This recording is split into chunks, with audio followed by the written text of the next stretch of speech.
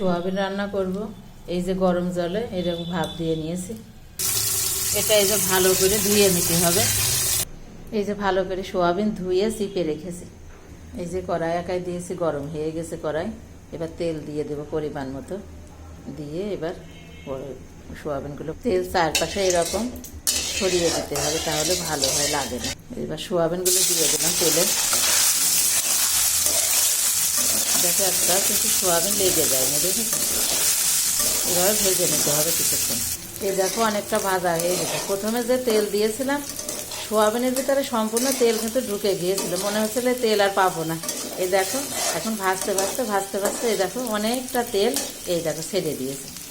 হ্যাঁ, এইটা এবার তুলে নিয়ে এই তেলে আলু ভেজে নিবি। ভালো করে ভাজলেই তেল ছেড়ে দেয়। দেখো বন্ধুরা কতটা তেল রয়েছে। এই দেখো আমি এই যে ভাজা করে রেখেছি। প্রথমে দেওয়ার সময় একটু তেল বেশি দিতে হয়, না হলে ভালো ভাজা হয় না। এই তেলে আবার এই যে আলু দেবো। প্রথমে যখন ভাজবে তখন কিন্তু ওই তেল বেরোবে না, আস্তে আস্তে ভাজতে ভাজতে তেল বেরোবে পরে। এই দেখো এই তেলে আমি যে আলু দিয়ে দিচ্ছি। এবার এই যে সম্পূর্ণ আলু দেওয়া হয়ে গেছে। এবার এগুলো ভেজে নেব। কিন্তু এখানে কিন্তু আমি অন্য আর তেল ব্যবহারই করি না, এই তেলেই হচ্ছে। এটা সম্পূর্ণ আমি নিরামিষ রান্না করবো।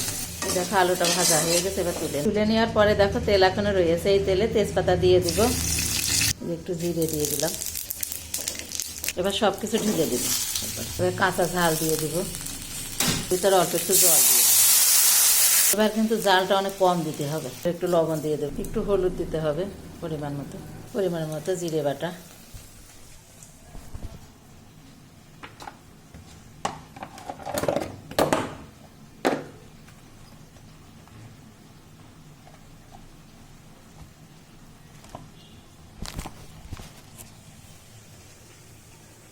পরিমাণ মতো আদা বাটা। মিডিয়ামের চাইতে একটু কম জাল দিতে হবে। পরিমাণ মতো চিনি দিতে হবে। এবার একটু ঢেকে দিতে হবে। এই যে ঢাকনা খুলেছে, এবার টমেটো দিয়ে দিলাম। এভাবে কিছুক্ষণ নাড়তে হবে।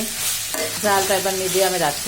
টমেটোগুলো গলে গিয়েছে, তেল ছেড়ে দিয়েছে, আলুটাও গলে গিয়েছে। এবার জল দেবো। এটা কিরকম দলা দলা হয়ে আসছে। এবার একটু জল দিয়ে দিচ্ছি। ঠিক এতটুকু জল দিয়েছি। এবার একটু ফুটাই। এই যে এবার আর একটু ঢেকে দিই।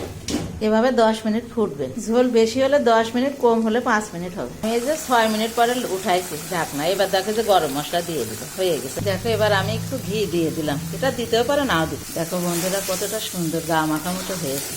এটা খেতে খুব সুন্দর লাগে। তোমরা বাড়িতে রান্না করে খেয়ে দেখো, এরকম নিরামিষ হেবি সুন্দর লাগে। ভালো লাগলে পাশে থেকে বন্ধুরা, তাহলে রাখো। এবার নামাবো, হয়ে গেছে।